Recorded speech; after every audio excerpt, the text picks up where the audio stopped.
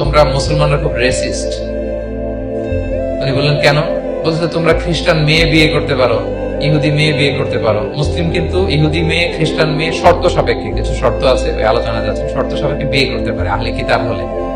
কিন্তু কোন খ্রিস্টানরা মুসলিম মেয়ে আমাদের মেয়েদেরকে বিয়ে করতে পারবে না, কোন ইহুদি আমাদের মেয়েকে বিয়ে করতে পারবে না। তো বলে তোমরা খুব রেসিস্ট, তোমরা আমাদের মেয়ে না, তোমাদের মেয়ে আমাদেরকে দাও না।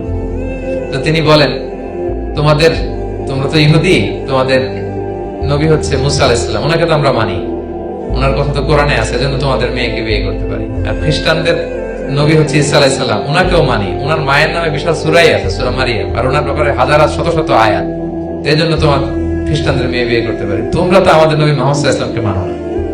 মুহাম্মদ সাল্লাল্লাহু আলাইহি ওয়াসাল্লাম যে শেষ নবী, এটা তোমরা মানো, মানার সাথে সাথে মুসলমান হয়ে যাবে, এরপর আমাদের মেয়েকেও তোমরা বিয়ে করতে হবে। এভাবে উনি এমন ভাবে উত্তর দিতেন, বুহিতাল্লাযী কাফার, একেবারে লাজবাব হয়ে যায়।